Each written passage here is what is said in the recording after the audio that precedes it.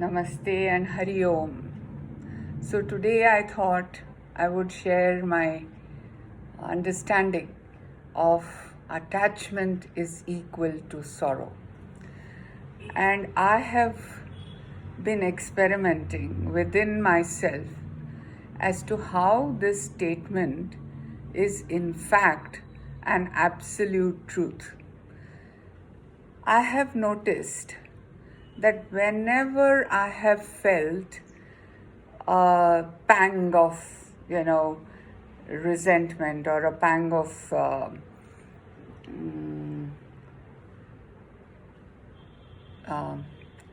agitation, it has been related to something that I hold very dear, and I want it according to what I want it. So there is that attachment which has caused the problem. Now, for example, because all our scriptures, the Bhagavad Gita especially, is constantly advising you to give up the asakti or the attachment to whatever you are not only doing but also thinking. Now, for example, if we are attached to the fruit of our action, like I am attached, if I have a certain goal in mind and I'm attached to the result of that goal, then the result not being in my hand may be a fruitful outcome, or it may be a failure, in which case I will be very much upset with the result of that action. But if I give up the attachment and I do the action with my entire involvement without expecting the result thereof, I find that not only is the action well performed, but the result also tends to be that of success. And if it was not, it would not make much of a difference. I mean, it would not bring sorrow to me. Not only are we attached to results and outcomes and projects and things that we are so concerned personally to achieve, attain, but we are very much attached to our own opinions, our judgments, and our ideas, concepts, which is such a tragedy, because in this relative world, there is nothing that is an absolute.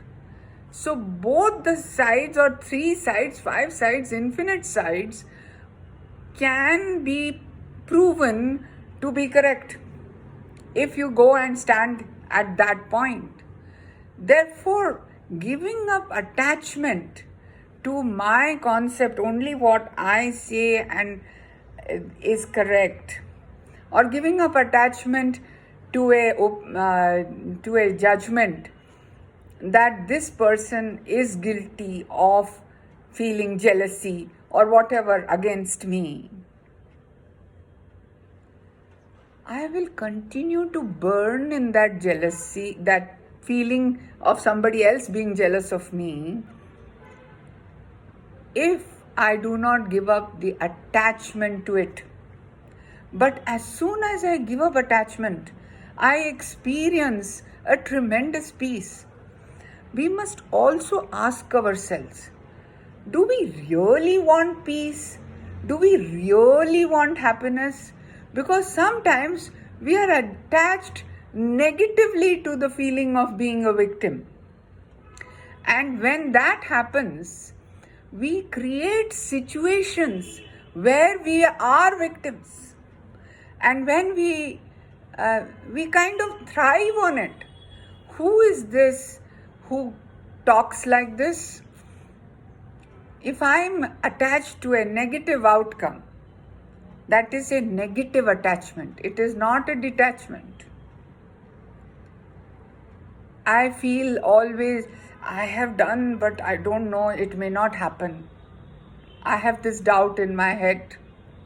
That means because from my experience, what has happened, that it has always been a negative outcome.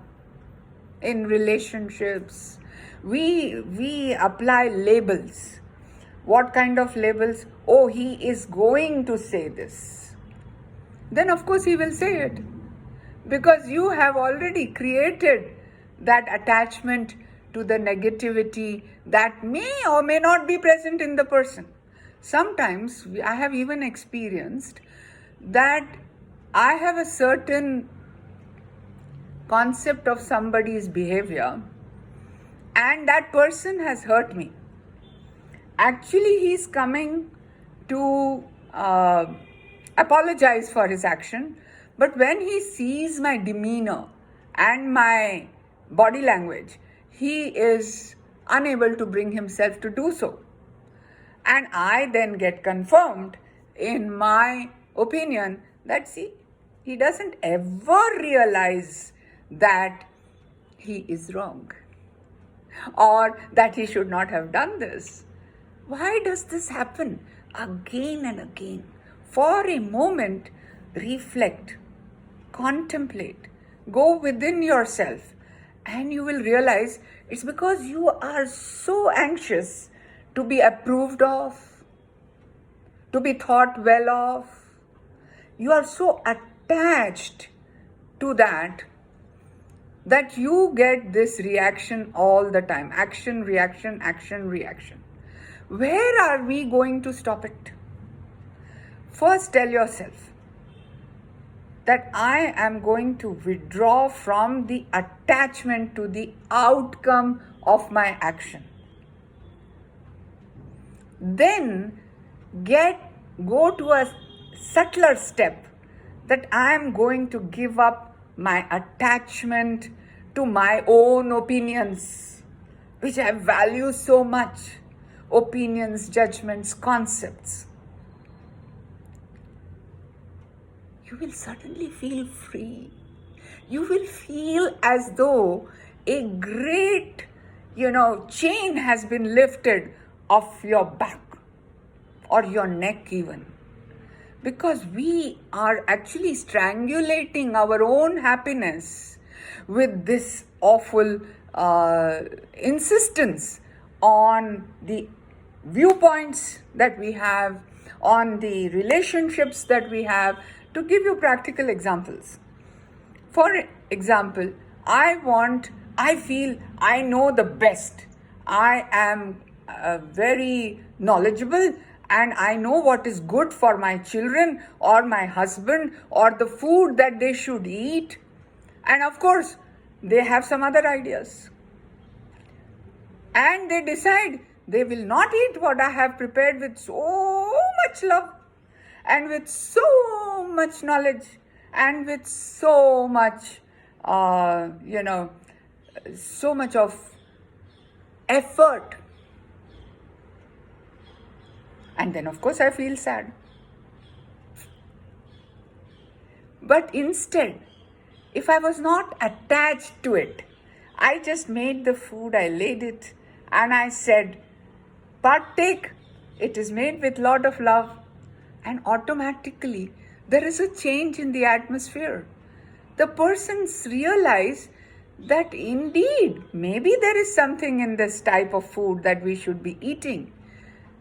Or there are an n number of examples. I expect that my son behave in a certain way. I am attached. I brought him up in this manner. How come?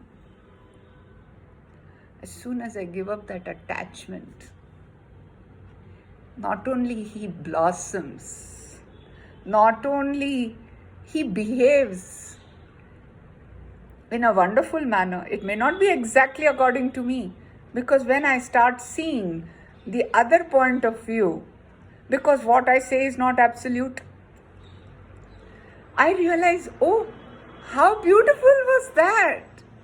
Believe me, try it, experiment, because otherwise you are in for sorrow of all the time, one way or another. Sometimes it's fine. You expect and things work out. You aim and it works out. Yes, that's why you get attached to that outcome. But when you experiment within yourself, you will not stop action. Just like what Sri Krishna has said in the Bhagavad Gita.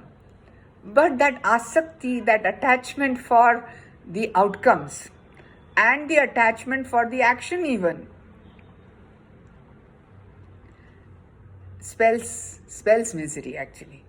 It is equal to misery because the outcome is never in your hands. There are too many variables to compute. Therefore, you are not able to compute the outcome. And secondly, your concepts are not absolute. They are what you think them to be. So these 2 points keep very much in mind. Number one, that attachment is a pure equation to misery because the outcomes are not in your hands. That is number one.